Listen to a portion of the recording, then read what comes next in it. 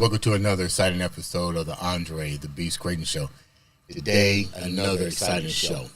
Today, we're going to go into the creation of developing a business, developing a brand, and more importantly, providing opportunities in a time where opportunities seem scarce. This individual has definitely allowed his creation to create opportunities not only in Indiana, but pretty much U.S. statewide. Welcome to the show, the owner of Tinker's Coffee Company. Let me get it right. Tinker's Coffee Co. Did I get it right? Coffee Co. You got it, yeah. Mr. Steve Hall. Welcome to the show, guy. Nice to meet you, Andre. Thanks for having me, man. We've been talking for the last hour before we even started the show, but I mean, we got a lot in common. You're from Georgia. I'm from Georgia. You lived in Cleveland. I lived in Cleveland. It's almost like we're brothers. That's right. That's right. Your journey, before we even get into Tinker's Coffee, let's tell the viewers a little bit about yourself. Yeah, so, I'm a kind of I feel like maybe a bit of a born entrepreneur, I remember growing up in middle school, kind of going through some tests to determine what career you want to be. You want to be a lawyer, you want to be a doctor, whatever. And I always just felt like compelled to start my own business, do something on my own. And I just feel really grateful that I've had that opportunity. But like you said, grew up in Atlanta. A lot of my family was from Massachusetts originally. We moved down to Atlanta in '94. My dad was working as a consultant down there with a lot of the airlines. So of course Atlanta being a big spot for that brought us down. But yeah, growing up, a couple brothers, we just played sports all the time, drove my mom crazy. Had a great life down there, and kind of through college, again, just was kind of thinking about what I wanted to do in my career, thinking about where my passions were. And what were some of your passions? Well, I was an athlete. I walked on the baseball team at Cornell where I went, and that was really fun for me. I always took. You went to Cornell? Mm-hmm. You're smart. I tried. It took me a couple times to get in, but I got there. Okay. But yeah, I enjoyed athletics, and that was something that I wanted to work towards and was able to achieve. So that was a really fun experience for me. It made a lot of good friends through athletics, as I know you can definitely relate to. But yeah, through college, I remember upstate New York is beautiful in the summertime, not so much in the wintertime. Yeah. A little cold out there. But I always heard you gotta spend the summer up there. That's the time to do it. Mm-hmm. And there was a job board at the school I was at, and it was looking for it was a tasting room manager at a winery on Cayuga Lake by school. And so that sounds fun. I could managing a wine tasting room. That sounds like you can really enjoy some wine. I can do that. It'd be good. I'd be good with that. So there'll be groups coming in. You get to talk to them, have fun with them, taste wine, learn about the wine business. So anyway, I applied for that job and got it, and spent the summer managing the tasting room at Frontenac Point Vineyards, and just had a blast. And it really kind of gave me a bit of a passion for wine and for food and beverage and for sensory stuff, smells, taste, all that. And so I did that for it was my junior year, came back senior year, and then found going through job fairs and things that E&J Gallo, very huge winemaking company. Was that Ernest and Julio Gallo? Uh-huh. Yep. Okay. Yeah, They've been around forever. They have been, yeah. And I mean, they do a ton. They, not only have all the, the products that you've seen, E&J Gallo brandy, they got Carlo Rossi wine, all these things that have been around for forever, but they also have a lot of new brands now. And they were looking for people to get into their management development program. You kind of start with liquor distributors and you gradually work your way up as far as you want to go in the wine business. So I thought that sounds pretty cool. I've spent a year doing wine. Why don't I apply for this this role? And ended up getting that in Boston. So for first year out of school, I sold wine in Boston. and then had the chance to move to Chicago, do the same thing, and so on. And again, just keep building that like sensory taste, interest in food, interest in wine, all of those interests of mine, all those passions really got developed kind of through that working experience. When did the transition switch to the aroma of Colombian beans and all that kind of stuff? Yeah. So, fast forward 2009, my now wife and I moved back to Indy, and we're in grad school. Actually, 2009 we're in grad school. Anyway, we moved back here in 2011. But during that time, my brother-in-law Jeff, he co-founded the business with me. He had gotten really into coffee, and I enjoyed coffee at the time. I'd drink it every morning, whatever. Didn't think too much of it, but he was like, man, there's like so much really interesting coffee out there in the world. He was working as a consultant at the time, going to different projects all over the country, and would come back to Indy and be like, man, there's just coffee doesn't exist in Indy like it does in other cities, that he'd seen, North Carolina, wherever.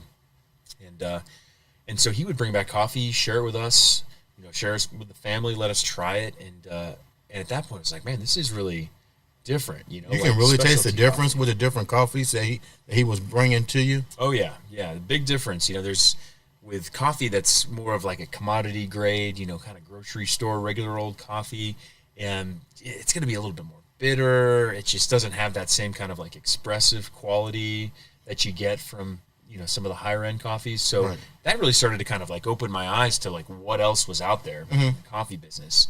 And he actually read a book called God in a Cup, and he was like, you got to read this book. It's incredible. And that book kind of follows the the founding story of a few other big time specialty coffee roasters in the U.S. And after reading that book, I kind of got it. I was like, man, this industry is really cool. You've got this this global reach. You're bringing in coffees, you're tasting coffees from all over the world. You bring them back, you import them into the States, you roast them, and then you get to serve them in your cafes or sell them to your customers, whatever the case may be. And so I really just kind of started to get the bug once we both read that book together. And at that point, we had both developed a pretty good set of skills. Right. We'd been working for close to 10 years or so out of school. And we just thought, man, like, if we don't do this, someone's going to do it. And, 5 years from now, there'll be a awesome coffee company in town and be like, man, we had the chance to do that. We didn't do it. We didn't take the plunge. When you decided to take the plunge, and I share this with a lot of individuals that come onto the show, especially entrepreneurs, how much financially did it cost you to come up with the idea? How much was lost because everything doesn't start out peaches and cream?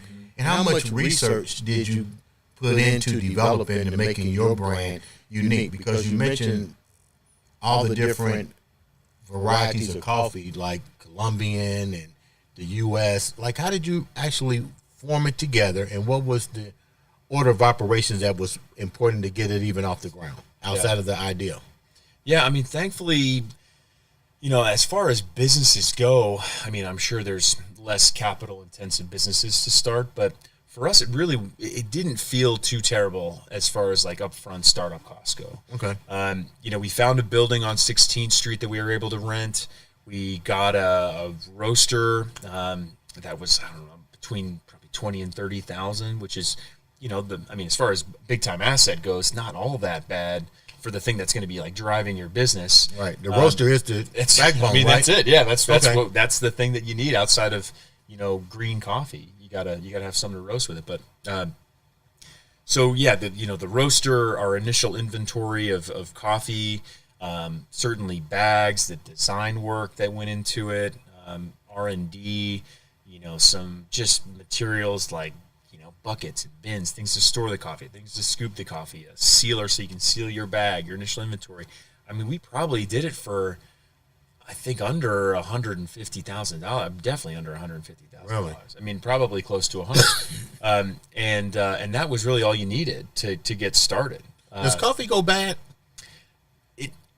What would be your loss? Like, outside of the roaster itself, like, what's the lifespan of coffee? And then how do you know what kind of coffees that's going to give you return on your investment versus, like you said, a cheaper kind versus this? How did you wind up taking the plunge in, and why did you pick these particular brands? So coffee, green coffee, unroasted coffee, generally we would say is good for about a year.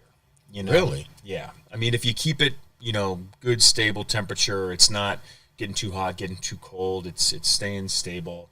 Then yeah, about a year is about as far as you'd want to go with a coffee. I mean, it also works because coffee is an agricultural product like anything. There's always a fresh crop of corn every summer. There's fresh crop of whatever. So every year there's a fresh harvest of that same coffee that you're buying. So there's no real incentive to go beyond a year with a green coffee. So for us, when you're that small, you have to roast a little bit because you need roasted coffee to sell. But you can keep, you can pull out 20 pounds of coffee, roast it, sell it. When you're done selling that, roast another, sell it. You don't have to. There's not a lot of loss if you're planning things right. Mm-hmm. For us, most of the loss up front was just the fact that we didn't really know what we were doing. We had to learn how to roast coffee. We were watching every YouTube video we could. We were reading every book we could. YouTube is informative like crazy, isn't it? Yeah, but there was a lot. I mean, a lot of that coffee. We weren't just like first time we turned the roaster on, we're going to put coffee in it. We're going to get coffee out. We're going to sell it. Like it wasn't like that. We had to roast coffee, taste it, fine tune our roasting processes, brew coffee for our friends and family, get some feedback on what things tasted like. So there was, the first, few bags of coffee, and you can probably envision like these big burlap bags of coffee. Those are about 150 pounds. As we worked through our, our first few bags, most of that coffee, all of that coffee just went to, taste testing, R&D, trying to figure out how to actually do this thing. How do you get the different tastes in the coffees? Do you start with just, like you said, a green? Does all coffee start out green coffee and then you develop the flavor from it, or does it depend on the regions that they come from or the locations? Yeah. What is it? Because I don't know. Yeah, it's all that. So a few big factors that influence the flavor of coffee is how the coffee's processed. So there's generally two main ways. There's a wash process and a natural process. And I won't get too far in the weed because it can get a little complicated with processing. But generally speaking, naturally processed coffees are going to be a bit more fruit forward. Washed coffees are going to have generally speaking, a bit more of a traditional flavor profile. So more of your chocolatey, nutty, kind of roasty notes. You mean coffee tastes chocolatey? It can, yeah, absolutely. Okay, I didn't know that. Oh yeah, the one I got here for you. Okay, nice chocolatey notes in that one. So that's one of the biggest factors that's going to influence how the coffee tastes is how it's processed. But also like apples, like grapes, like any other product, agricultural product. There's different varieties of coffee. Those can have slightly different flavor profiles. Where the coffee's grown, the terroir, the soil composition, all that can affect how the coffees taste. Also, definitely the roasting process. We generally roast our coffees more in like a medium range because we want the individual flavors of that coffee to really shine through. If you roast a little bit darker, you can start to bring out more of the kind of dark chocolate, maybe some more of like molasses or kind of burnt sugar notes to the coffee. You do lose a little bit of the kind of maybe some of the fruity or like sometimes floral characteristics of the coffees when you roast a little bit longer. But yeah, you can definitely modulate the flavor profile of that coffee through the roasting process based on time and temperature. I'm going to ask you a question I know the viewers are going to ask. When you guys decided to take the leap of faith into this, your biggest competitor probably had to be Starbucks and McDonald's. Yeah.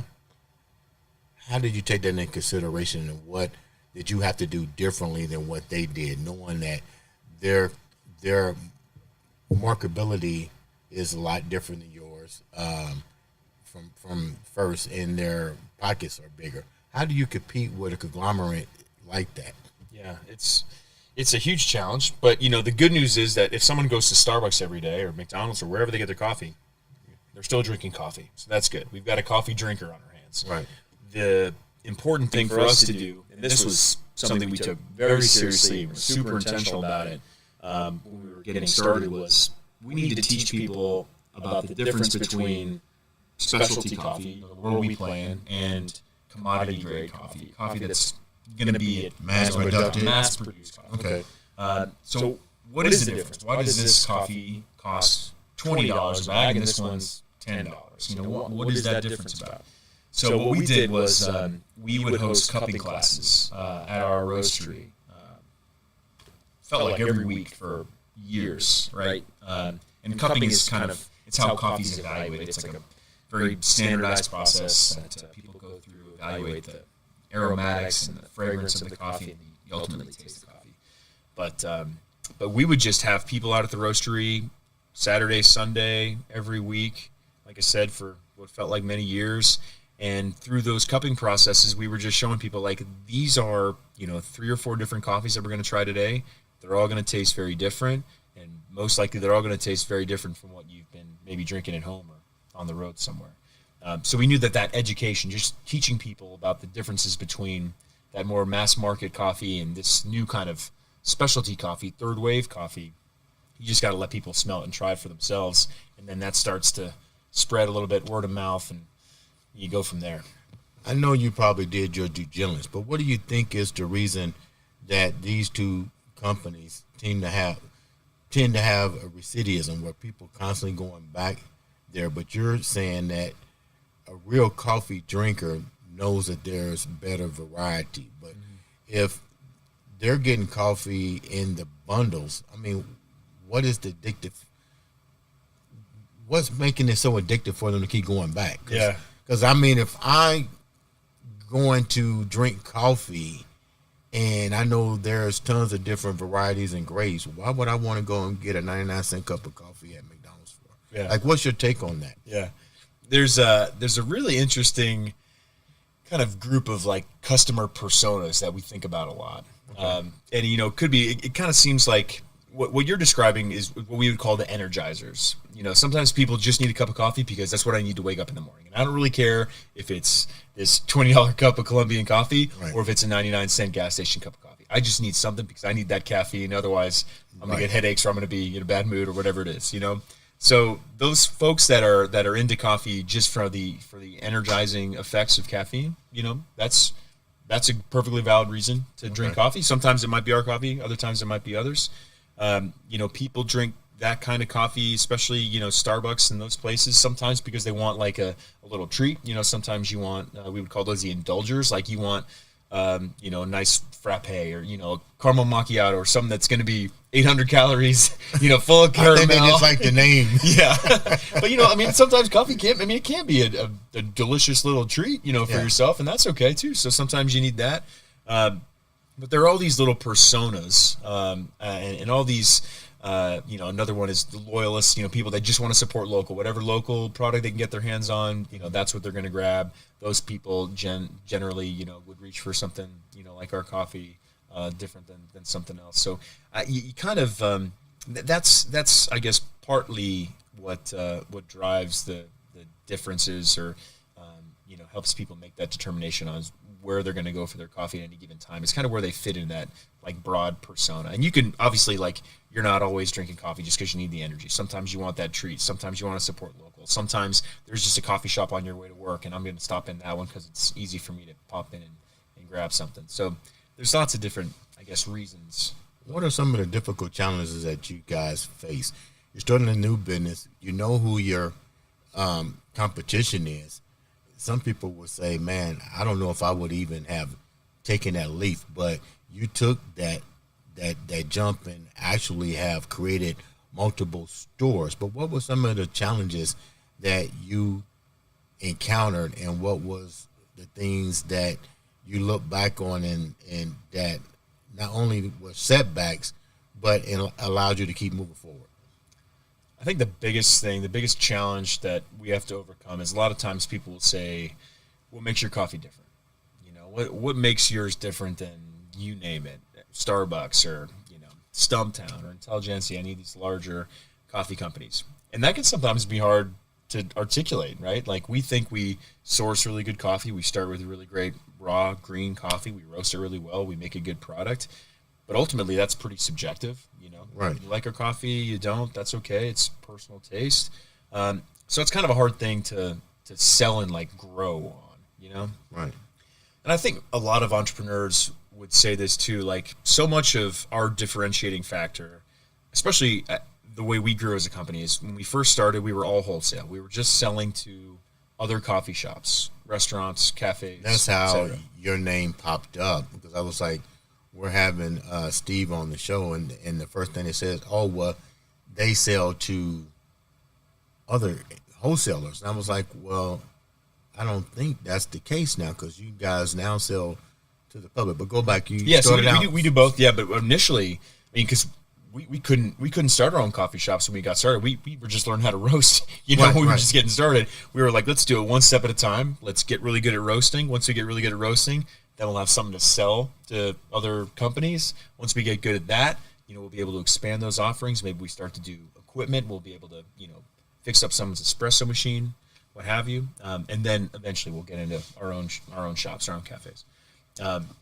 But I think one of the differentiating factors for us was, you have to do what you say you're going to do. You have to be a good partner in a wholesale relationship. You need to be dependable.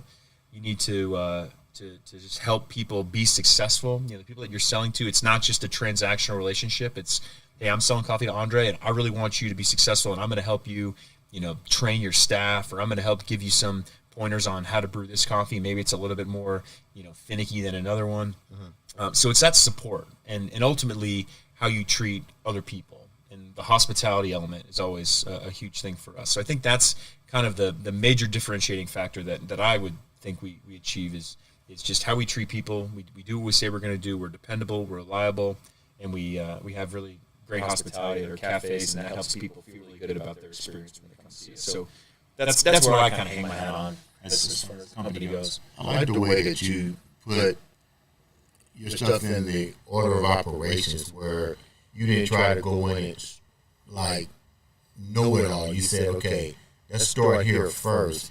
Let's make this $20,000 piece of machinery do its job. Let's learn how to roast. How long did it take you to learn how to roast? How long did it take for all these processes to come together for you guys? Yeah, about 6 months.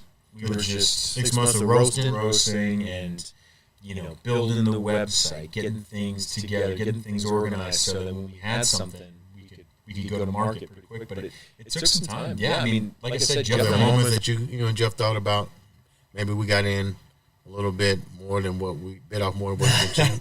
I mean, honestly, at the time, we were Jeff was still working full time at IBM.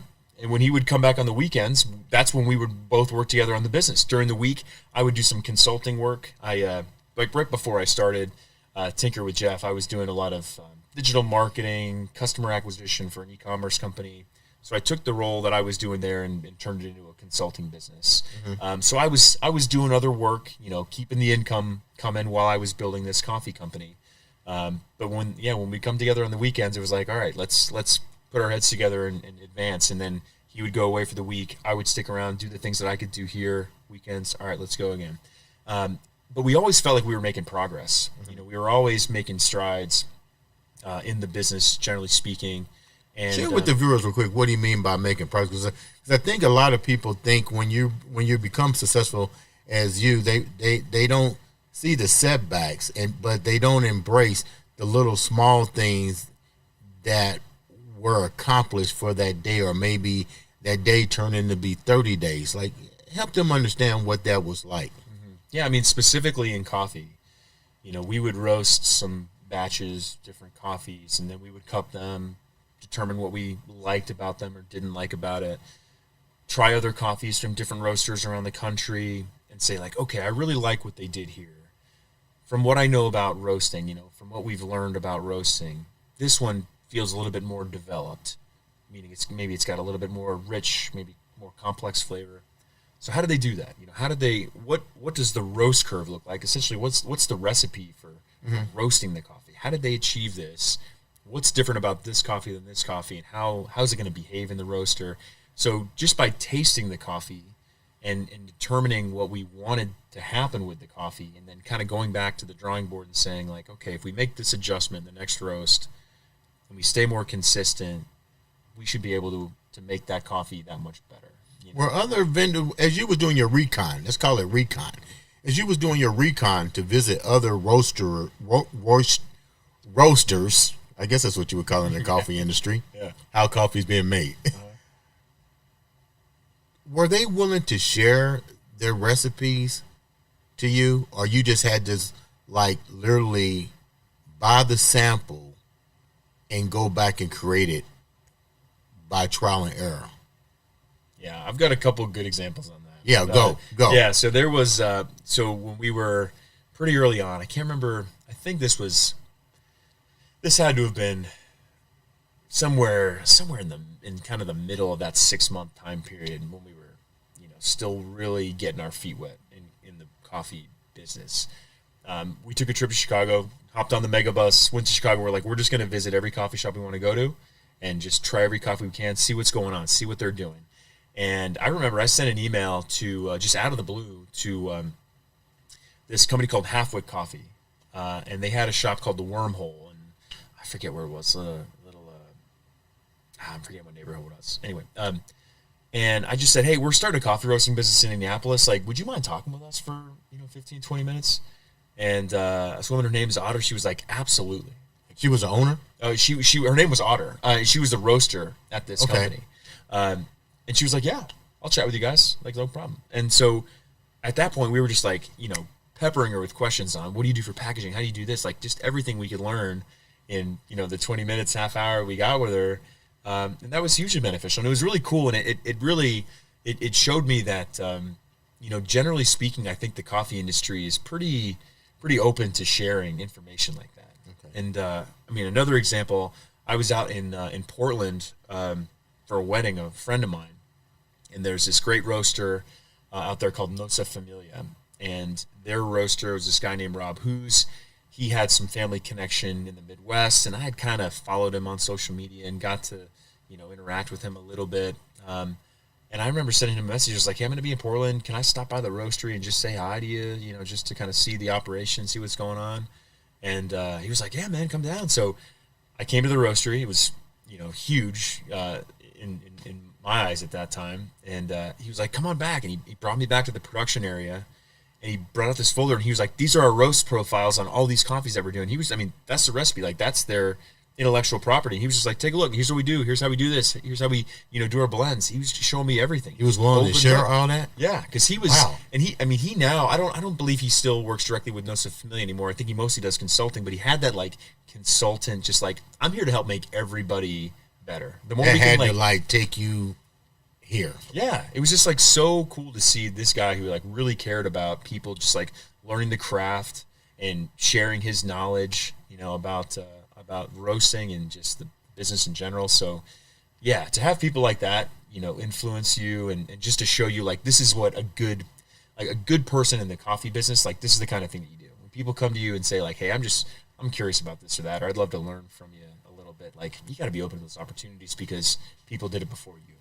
What's your you're providing jobs, you're providing opportunities for growth and development in the city, and in other cities too, because I can see your vision with taking this even further to other locations, Atlanta, Cleveland. Look, I'm throwing it out there.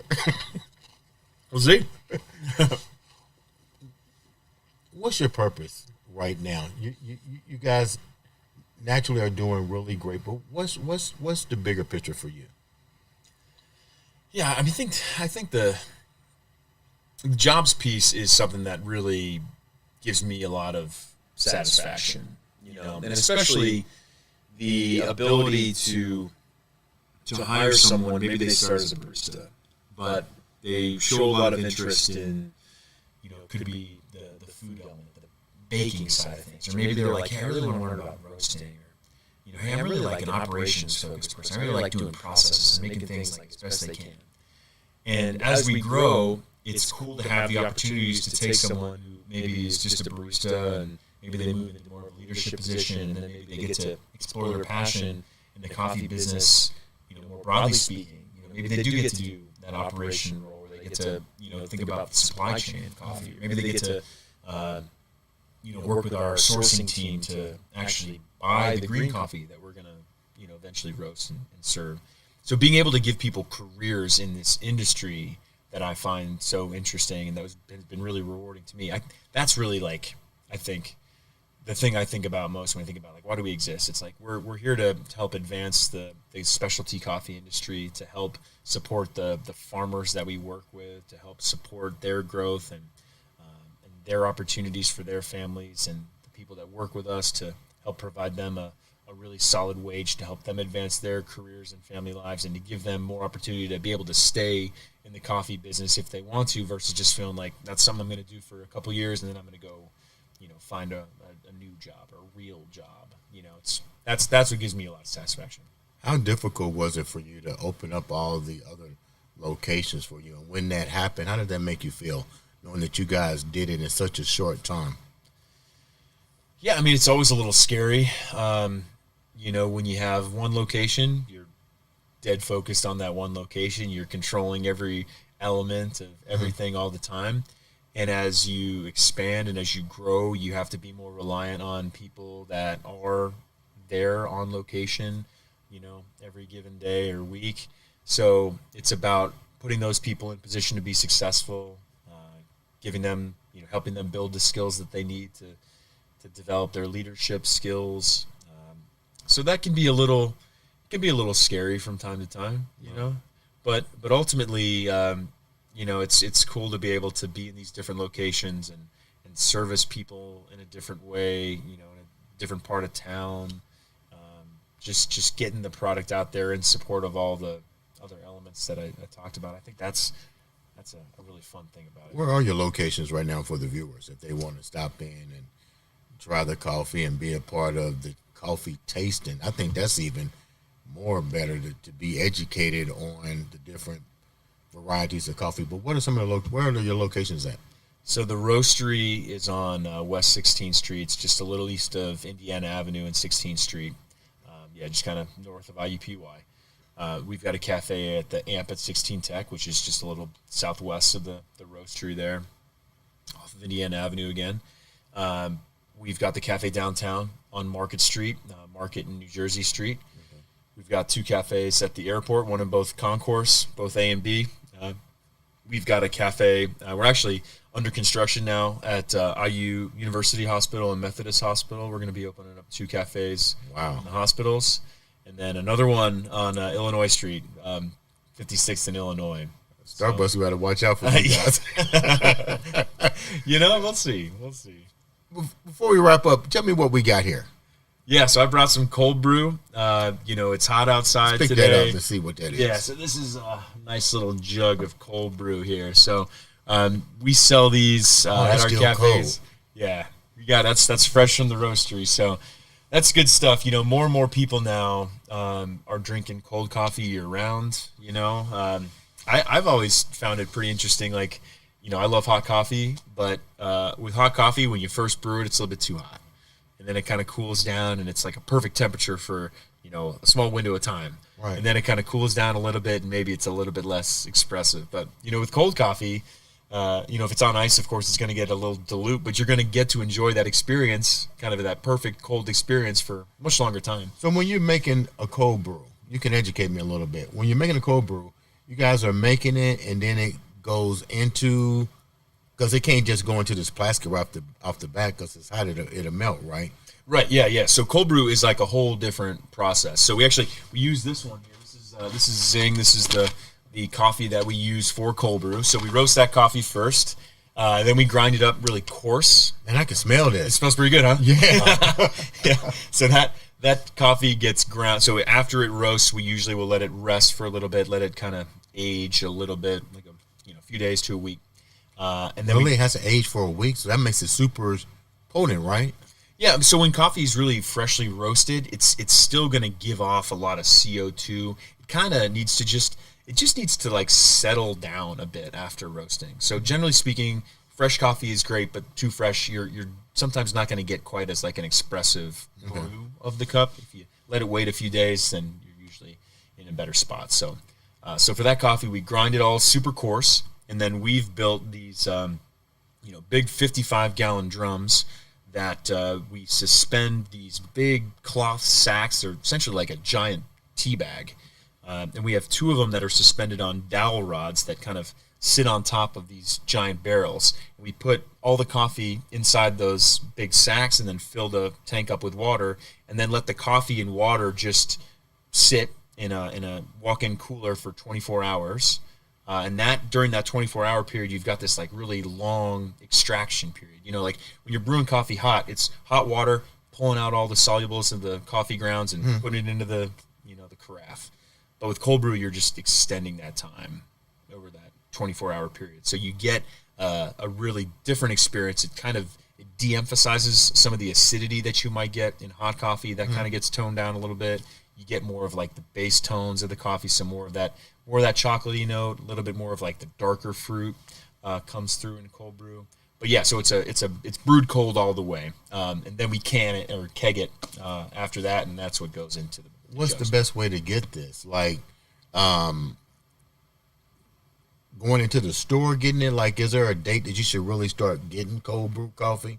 Because you go in the store and you see cold brew all the time, but you're telling me it's probably best to get it within a certain amount of time to really enjoy the flavor of it, right? Yeah, I mean the cold brew that of ours that you see out in the universe will be all super fresh, but cold brew is pretty easy to make at home too, which is great. Yeah, I mean you can do it a number of different ways.